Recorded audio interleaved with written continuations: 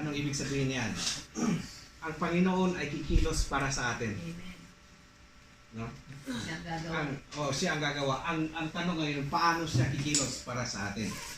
Ang key verse natin, Isaiah 64, verse 4. Isaiah 64, verse 4. Medyo ready na ako, so basahin ko lang.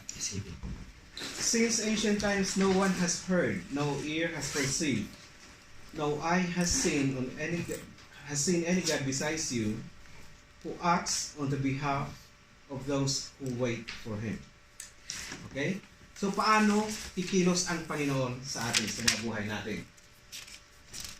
Ang keyword natin is wait.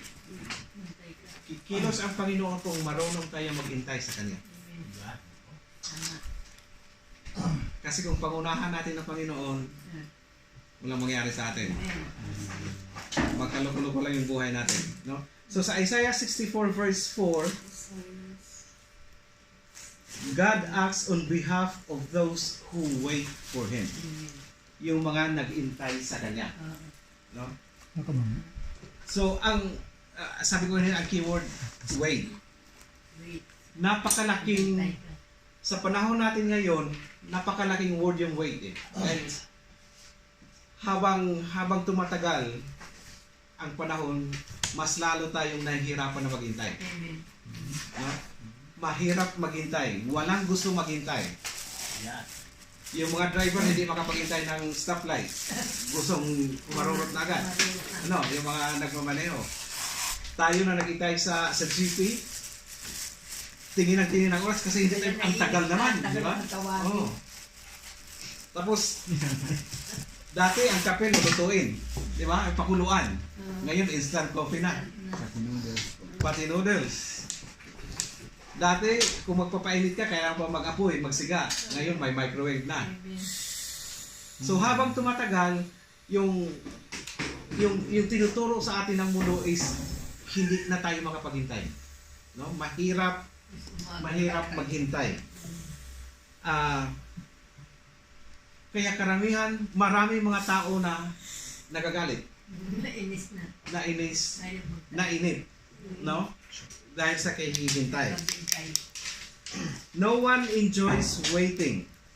Dahil para sa atin ngayon, kung ano yung gusto natin, kaya nga mangyari na yan ngayon na agad. No? Yun ang ano natin, yun ang orientation na natin ngayon. Kung ano yung gusto mo, mangyari na agad. No? Pero kung i-base natin sa Bible, mas maraming verses sa Bible ang nagsasabi na kailangan mong matutong maghintay. God insists yung mga malalaking lesson na matutunan natin sa buhay natin is because we learn how to wait. Ang sabi doon, the Word of God insists that we learn some of life's greatest lessons while we wait.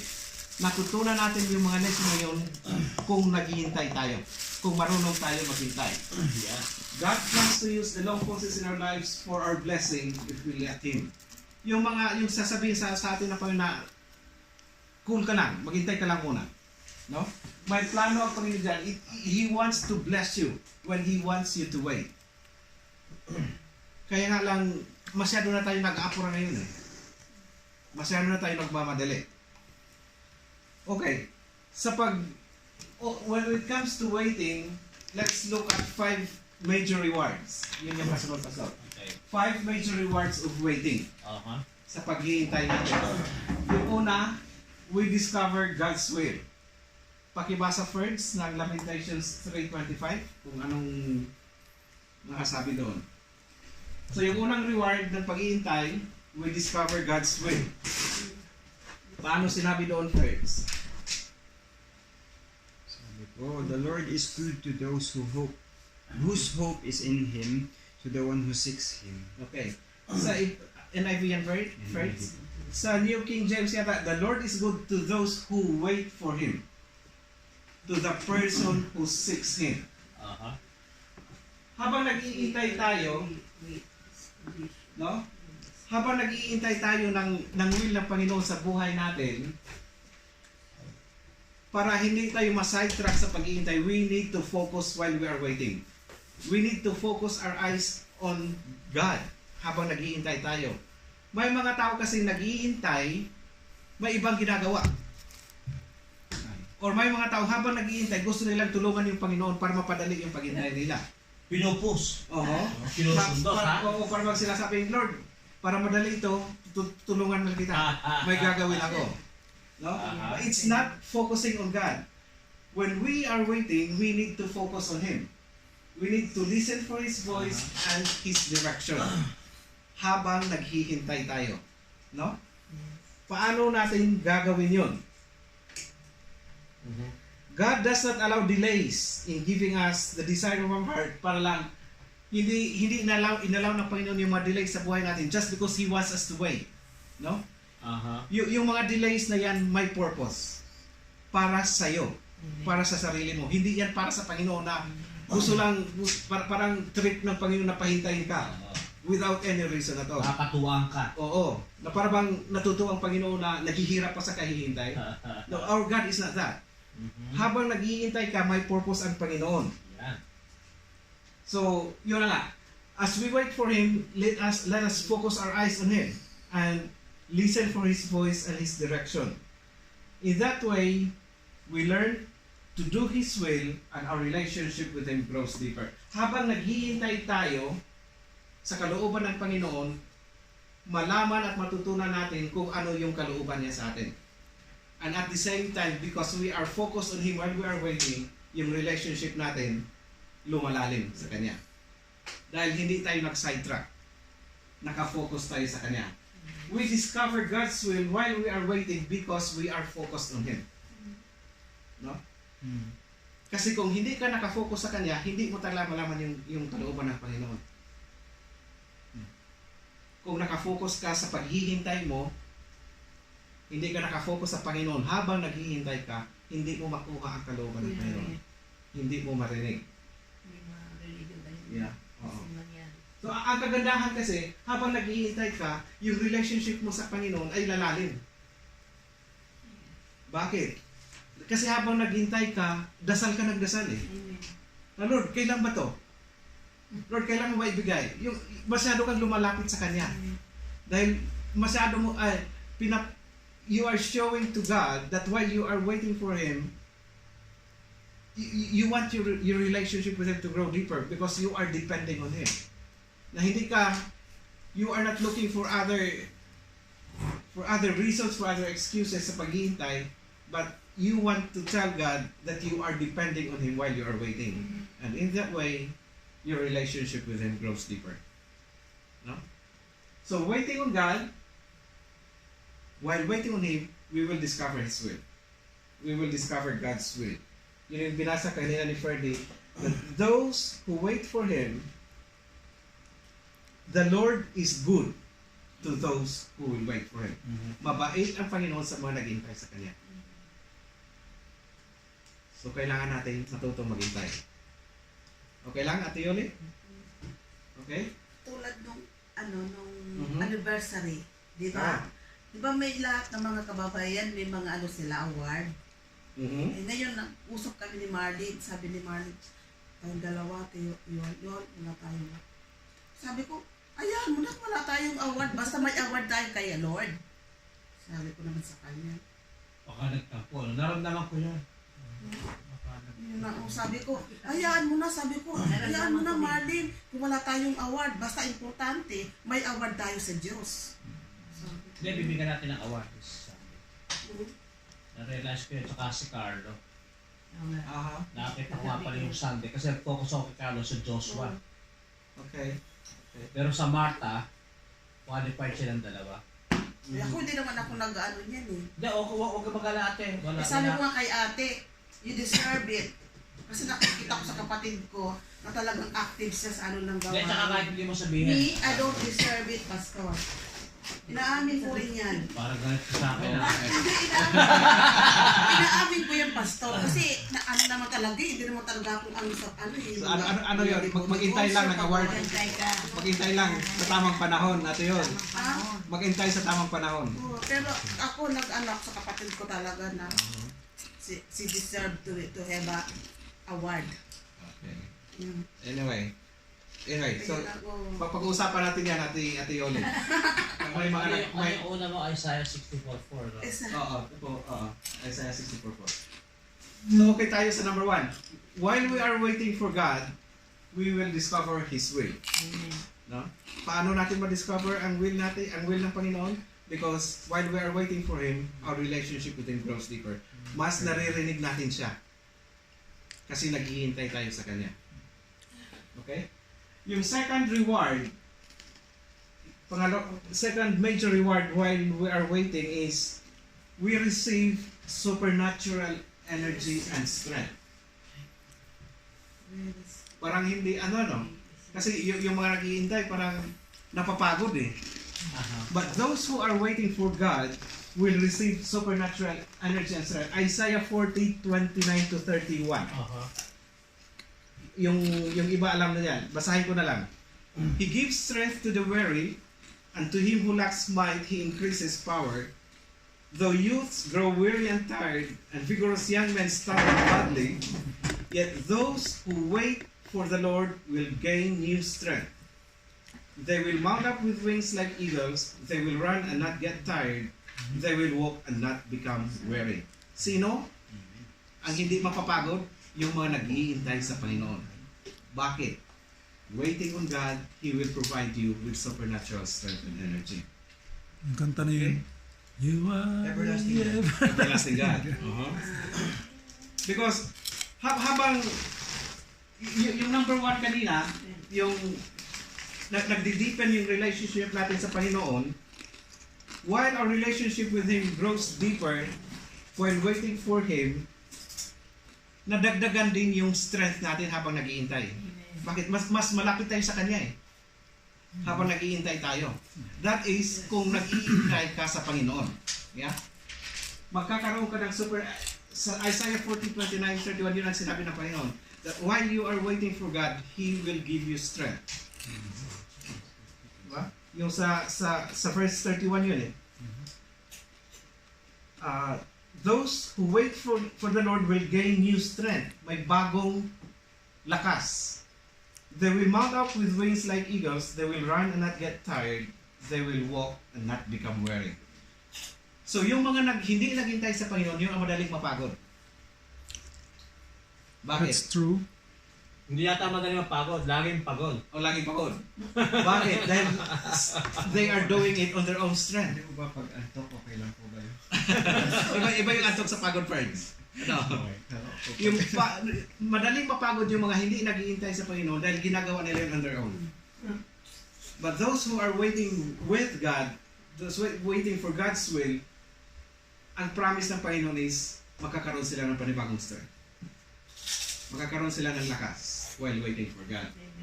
Okay?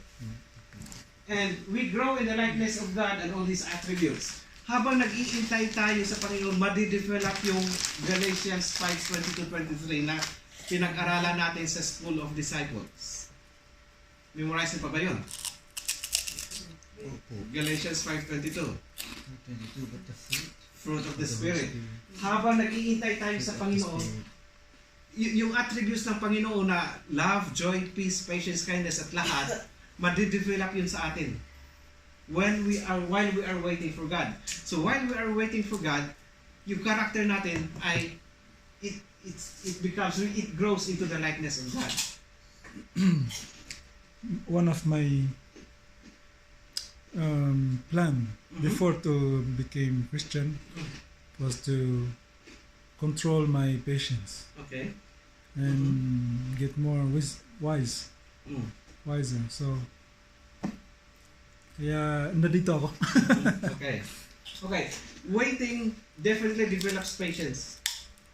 Di ba? Sino bang hindi magkaroon ng pasensya? Kung wala kang pasensya, hindi ka marunong maghintay. And patience is one of God's attributes. Na yun, tapos gentleness, kindness, yun ang madidevelop sa atin if we are waiting on God. No? So, waiting on God is never a wasted time. Kahit naghihintay tayo, yun ang yun ang karanasan na, that's what we often hear. The waiting is wasted time. Di ba? Lalo na yung pinaintay ka ng girlfriend mo. Sa mall. Late dumating. Sayang ang oras, ano? But it's not that case when we are waiting for God. Because habang nag-iintay ka, God has something for you to do.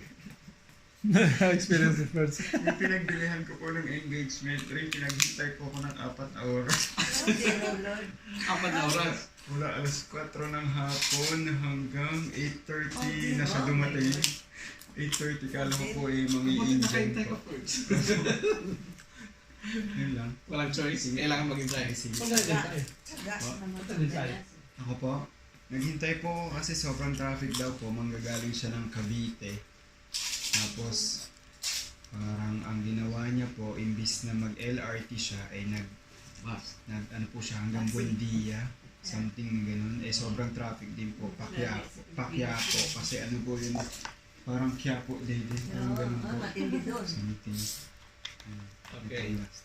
My experience from 10 years ago. 4 na oras at kalahati. Yung mga yung dating, grabe wala talaga ako ng patience. Aha. Kaya naghingi ako ng parang kay Lord na kailangan i-develop ko talaga yung patience ko dahil hindi ko alam kasi impatient eh. Pag yung dating, di ba? Yeah. Alam mo, on time siya pero hindi eh. Kaya pag impatient ka, pag excited ka masyado, di ba? Kahit 5 minutes lang, galit na agad. Pero nagalit ka ba pag naghintay ka? Nung last 10 years na yun, pero ngayon, na-ano ko na yun, na-experience ko na wag na lang. I mean, let's just understand that waiting on people and waiting for God are two different things. Different things. Diba? Yung may mga tao talagang hindi conscious sa oras. Doon ka i-test naman. Yung patience mo, yung gentleness mo. No? Na doon ka ma-develop din. But waiting for God, mas marami kang ma-develop sa sarili mo when you are waiting for God. Okay? So, again, ulitin ko, waiting for God is never wasted time. Hindi yun aksaya sa oras. Because while you are waiting, God is developing something in you. God is working in you. So, hindi natin pwedeng madaliin ang Panginoon kasi dahil mas alam ng Panginoon kung kailan niya ibigay yan sa iyo. At maybe God wants you to wait because it's not the proper time. May dapat pang i-develop sa iyo bago ibigay ng Panginoon. Okay, number 3. We win battles when we are waiting for God. Proverbs 20:22. Sabi doon, wait for the Lord and He will save you. Maghintay ka sa Panginoon at ililigtas ka niya. So we would win our battles if we wait on God. Kasi mas alam na yung timing eh. Diba? He will do the battle for you if you wait for Him. Kaya nga, kung tayo lang, madali tayong matalo. When we do things our way, in our hard time, we end up defeated. Yun ang kadalasan na mangyari. Kasi we do it on our own, sa sarili nating wisdom, sa sarili nating understanding. But when we wait on God and obey His commands, He ensures our victory and keeps us from foolish and dangerous acts. Pag iniintay mo ang Panginoon, ang kalooban ng Panginoon, nasisave ka. Because you are listening to Him, kaya ang mga ginagawa mo is according to His will. Hindi na, yung decisions mo, yung galaw mo is not a foolish thinking because you already wait for God and God is telling you what to do. Okay? So, waiting for the Lord means winning the battle. Nakuha natin yun? Yeah? Waiting for God is winning the battle. It's not, hindi yung, if we do not wait for God, if we do it on our own, ang kabaliktaran ang mangyari. We would end up defeated. Klaro sa Proverbs 20:22. Yeah? Wait for the Lord and He will save you. Hintayin mo lang. Hintayin mo lang, Panginoon. siya na, yun na nagpagalit sa Panginoon eh, no? Nung hinihintay nila yung priest eh. Oo, ha? Oo. King Saul. Kahit tama yung ginawa niya, na i-offer na, Oo. Pero hindi pa timing. hindi pa timing, para sabi sandali, gagapin na, ba't wala pa siya? Oo. Gawin ko na ito. No? Ay, nung pagdating ng Panginoon pagdating, nung priest, bakit? Kung ginawa yan, eh, hindi mo lang ang gawain yan. And sometimes, even though our motives are actually namang motives ng mga hindi makapaghintay, tama eh. Aha. Oo. Tama Kasi, yung motibo nila eh. Gusto nilang mamabilis. Oo. Pero, kasi yung ang siguro ang pinakamagandang element dito, yung kasing yung timing ni Lord, iba sa timing natin. And His time is the perfect time, hindi yung Switzerland time. Di ba? Ang perfect time ay yung ano. Kaya sabi niya, bakit hindi mo na makapaghintay? Di ba? And sometimes a lot of things are at risk kung hindi talaga natin matututunan maghintay. Yeah. Sigurado kasi yung restoration, sigurado yung victory na ibigay ng Panginoon if it is His right timing. Hindi yung timing natin. Ang kalimitan kasi na mangyari sa atin is gusto nating agad-agad at gusto nating Lord, pareho lang naman ang resulta kung mangyari ito ngayon tsaka mangyari sa susunod na araw. But we do not know that God is working between those days. Di ba? Na may God is working something in you and God is working something yung mga tao na na-involve sa gusto mong mangyari. Ang sa atin kasi is yung sarili natin iniisip. We want it to happen right away because that's what we want. Pero hindi yun ang ano eh. Ang tinitingnan ng Panginoon, yung sarili natin, tsaka yung mga taong involved. Hindi naman pwedeng mag-chicken yun ng Panginoon. No, may God is telling us something if He wants us to wait. May sinasabi ang Panginoon sa atin. Sigurado lang yun. But one thing for sure, if you know how to wait for the Lord, may katagumpayan. Pero The victory is... paano yan pag tinitesting ka niya, halimbawa, magkaroon ka ng relationship tapos hindi pa yun yung pagkasalan mo, break ka, tsaka yun na, kailangan mo maghintay sa sunod ng relationship, ano yan, parang nahirapan ako pag sa sunod ng relationship, paano yun kung ganun, yun na talaga yung ibig sabihin, nagka-relationship ka pero hindi... tinitestingan ka lang ni Lord na paano? Tinitestingan ka na bago kang handa ng sa tunay ng relationship. And then, itong first relationship mo ba is, are you sure that it is God's will? ayun lang. Have you waited ng go signal lang Panginoon or go signal lang sarili mo? Wala akong malay nun eh. I mean, all of us have experienced na there were decisions that we made on ourselves dahil gusto natin, hindi tayo makapaghintay. And all of us experienced na hindi maganda ang kinalabasan. So lagi pala, Brother Manny, for the sake of discussion, so lagi palang may consequences.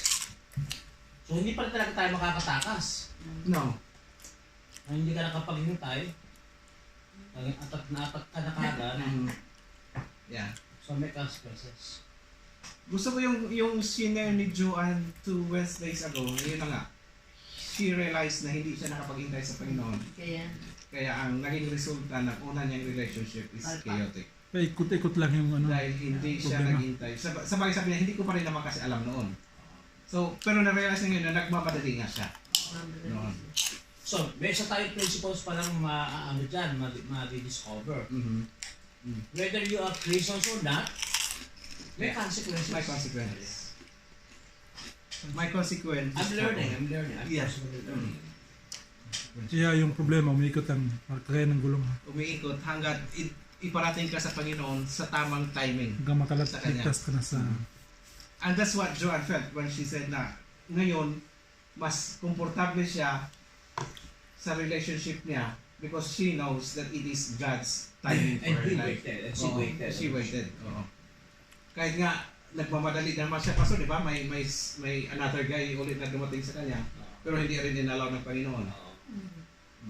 Hindi yun para Pinipray sa namin na ano malay mo, pag uwi mo doon, mag-back out. Oo. Pabili ka, para ako sabi, para nagbilang kami pagdating doon. Nagbaka. Hindi, bakit Hindi tayo hindi nakipag-communicate? Oo. Sabi ko si Lord Dele, kung sabihin ko man na hindi yan ang sa'yo, kung pagpipilitan mo yan, pero kung sasabihin ni Lord, kung ayaw naman ni Lord yan, hindi yan mangyayari. Mga supernatural na circumstances, ganyan. Oo. Yeah.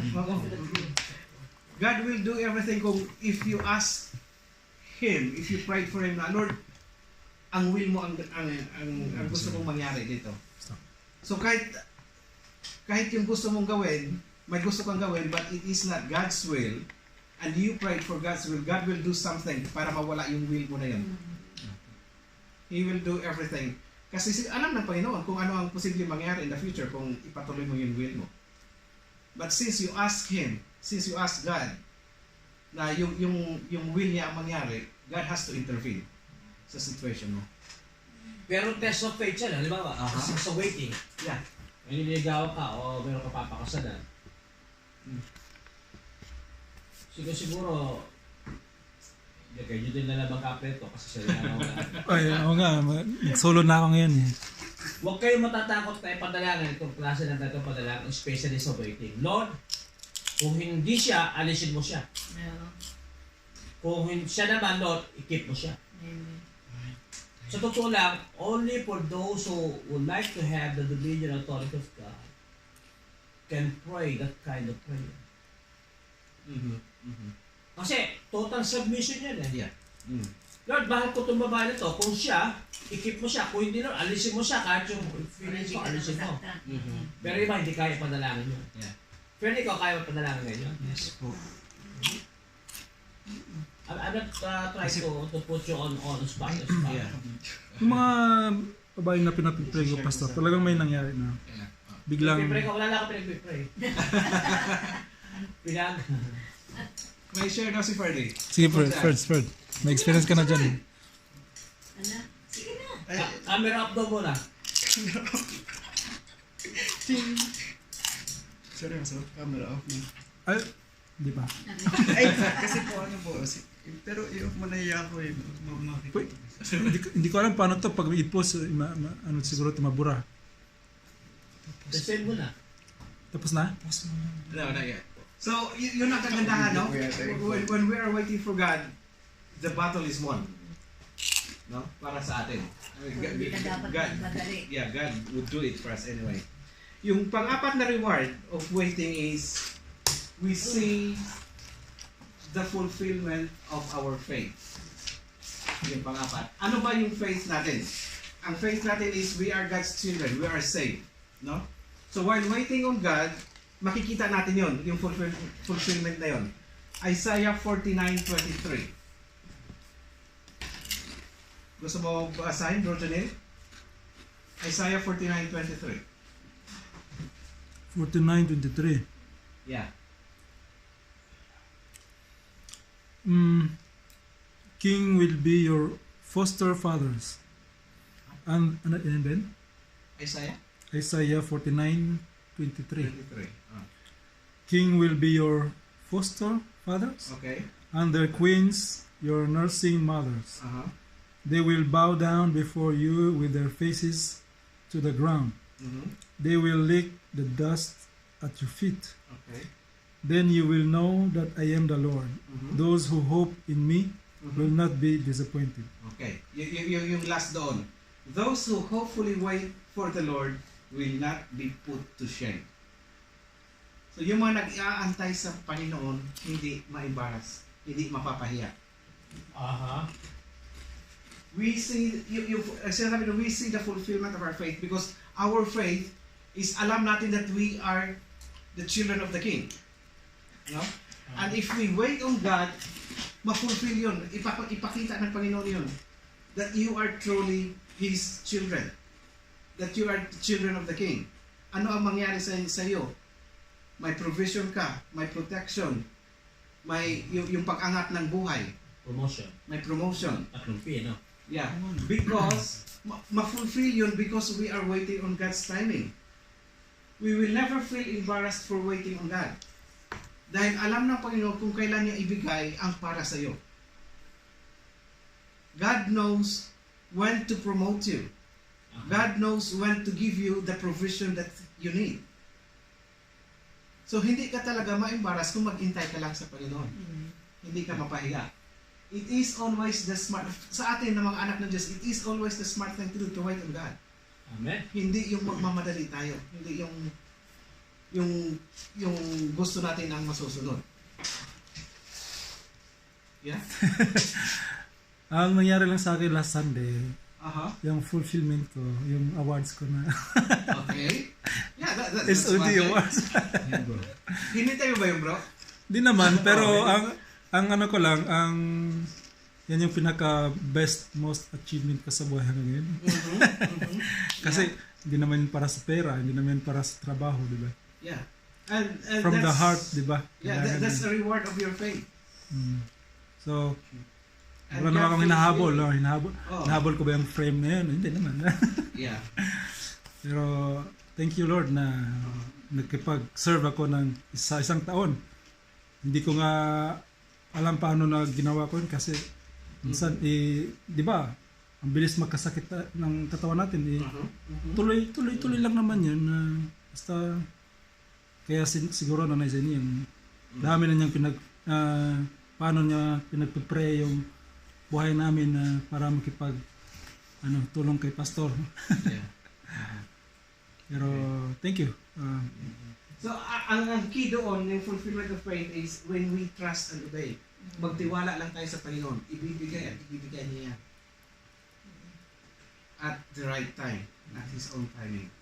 Yung hope mo for a better life, yung hope mo na a peaceful life, ibibigay ng Panginoon yun. Because it is your faith. Your faith will be fulfilled if you trust and obey and if you know how to wait on God.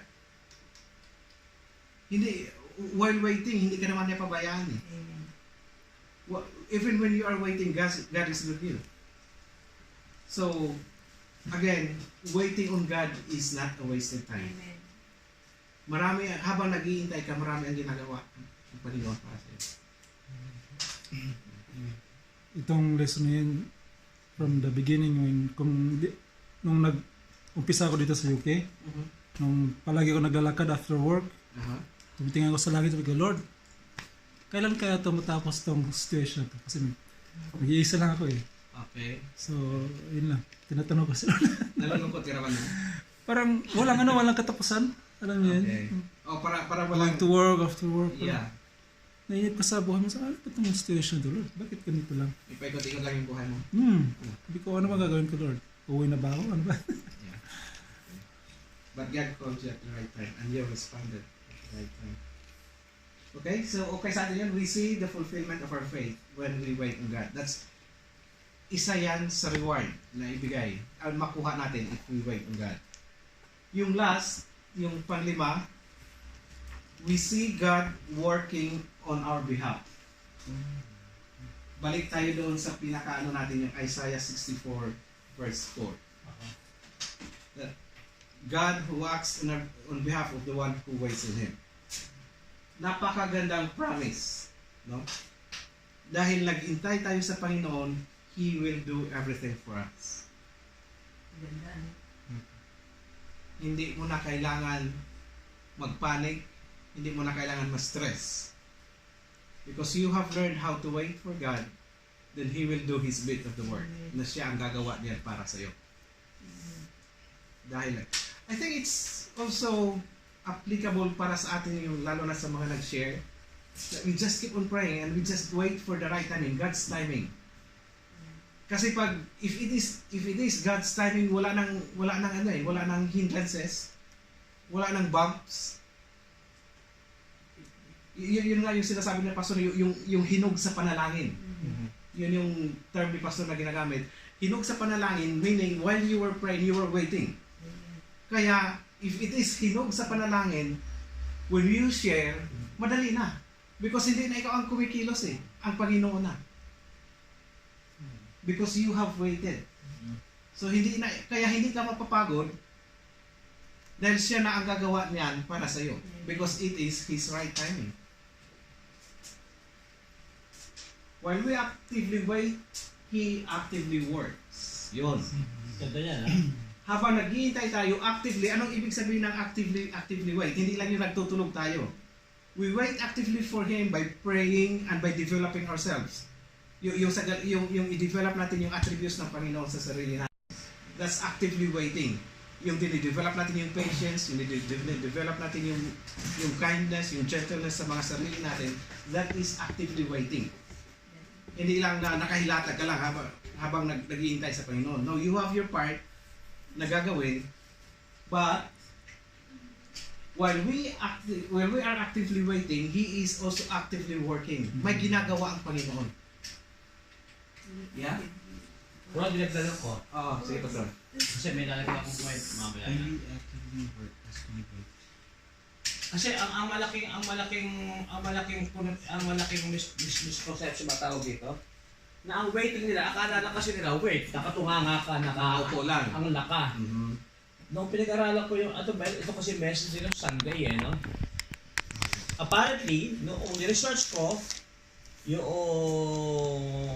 yung Isaiah na 40, ang ibig pala sabihin ng waiting, yung actively doing something. Mm-hmm. Mm-hmm. Ang tama palang term ng waiting, kasi ang modern word lamang ng waiting ngayon, darating siya ng 5 o'clock. Dito ka, ganun lang ako. Oh. Agad naman, 5. Hindi pala yun. Ang ginawa niya palang rito, ang ginawa niya example doon sa aking sa research ko na nakita, para doon naghihintay ka sa kasal mo. Mm-hmm. Sabi niya, what do you normally do as you wait for your wedding day? Kasi it's a thing of God eh. Are you just gonna try? Do you think can you manage to just lie down and elevate your legs as you wait for your wedding day 1 week before or one month before? Palagay nyo. Hindi ka lang nga makakatulog eh, di ba?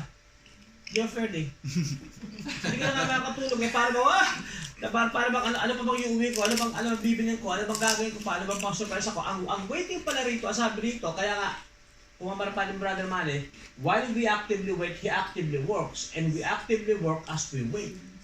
Para ka naghihintay ng kasal. Di ba pag pupunta ka ng tour, halimbawa, madalas kayo mag-tour, di ba? Kung saan, mag-tour kami, para bang, wow, 2 days na lang, para bang, yung countdown mo, para bang every now and then, grabe ang pumping ng blood mo. And you do something, prepare ko to, kailangan namin to, you do something as you wait. Yeah. Hindi yung nakatanga ka lang, nakatayo ka lang sa bintana. Yung pala, ang ibig sabihin ng all the time sa ibig sabihin ng waiting. Yes. You will do something. Yan. Gumagalaw ka. Gumagalaw ka. You are preparing yourself as you are waiting. Hindi na nakaupo lang. Nababagsak yung prutas sa'yo. Yan. Parang si Juan. Di ba? So, klaro sa atin ngayon na kahit nag-iintay tayo, may ginagawa tayo. And much more, may ginagawa ang Panginoon sa buhay natin. Yeah? So, it is not passive waiting, but it is active waiting. Yung sinasabi sa Bible na waiting. Kasi nga, kung babalikan natin yung number 4 or number 3, waiting is not a wasted time. Hindi yun sayang na panahon. Because God is developing something in you. While you are waiting, God is working something in you as well. Na kailangan nating marinig at malaman kung ano yung sinasabi niya. Okay? Even when things seem to go wrong, He is making sure that everything works according to His purpose. Na minsan, habang nag-iintay tayo, ma-distract tayo kasi sa tingin natin, parang hindi ito tama na way, parang hindi ito tama na direction. No? Kasi may mga bumubulong sa atin na dapat ganito. But if you are waiting for God, if you are waiting for God's will, sigurado ka na kahit sa tingin ng tao hindi tama, it is God's will. Hintayin mo lang. Ang sinasabi doon is, yung may mga taong nagsasabi na may mga taong nagsasabi sa iyo na huwag mo nang hintayin ng Panginoon, madaliin mo na lang. Gawin mo na lang to para mas madali. No, you would encounter such people within the church or outside the church. No? Na sila mismo, kung impatient ka, mas impatient sila. But you need to be careful of those people because they would just distract you. You need to be focused on God while you are waiting. Na kung sigurado ka sa sarili mo, you need to be sure, hindi kung. You need to be sure sa sarili mo that you are waiting for God. Ano man ang sasabihin ng tao, you need to be sure na you are waiting for God. Huwag kang magpapadala sa mga sinasabi ng mga tao kasi it would distract you. It would lead you to something awful na mangyari sa buhay mo. Why? Bakit nagpapadala ka sa mga sinasabi nila na which is not waiting? Yeah. So, we need to be careful of the people surrounding us while we are waiting on God. And at the same, we need to be focused on God while we're waiting for Him. Yeah. Okay. Ano yung may last? Ano po ako, Pastor?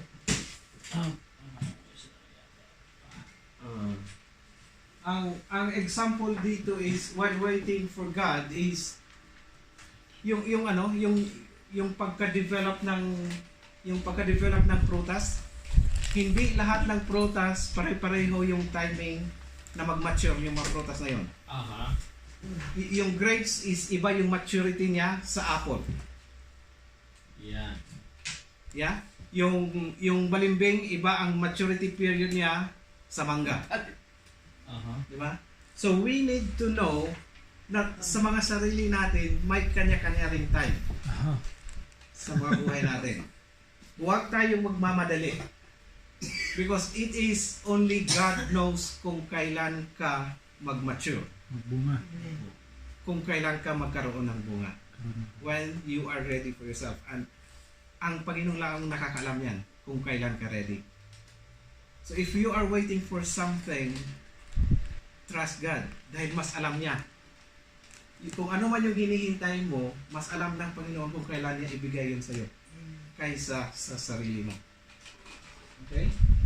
Although waiting can be one of the most difficult things in the Christian life, it is not a wasted time. And when we choose to wait, God rewards us with blessings large and unexpected. It is always true. Kung piliin natin na maghintay sa Panginoon, sigurado ang blessings. At hindi lang, ang ibigay niya na blessing because you waited for Him, ang ibigay niya ng blessing, hindi lang in-expect mo. Mas malaki pa sa in-expect mo. Beyond Because expectation. you have waited for Him. Beyond expectation daw sabi ni Juliet. But it only happens if you know how to wait for Him. Ang tanong ngayon is, kumusta yung mga pasensya natin when we are waiting? Are we being influenced by the thinking of the world na ang pag-iintay is a waste of time? Yes, in the world, it can be a waste of time dahil mawawala yung 3 oras o 4 na oras. But in the kingdom of God, may purpose ang paghihintay. Yeah? And it is for our own good, ang paghihintay na yun. Waiting on God means trusting Him and leaving everything for Him. Okay? So, sino ba ang mga naghihintay ngayon? Si Ferdy naghihintay pero sigurado. Yan. Ano, Fred? Hallelujah. Pero while you were on the process first, may natutunan ka ba sa waiting? Marami po. Marami. Kasi na-realize ko po yung difference ko before and after. Yung like now is, sabi ko kung although matagal ko nang kilala po si Sassy, kaya lang noon kasi is parang ang pakiramdam ko, ang pakiwari ko sa sarili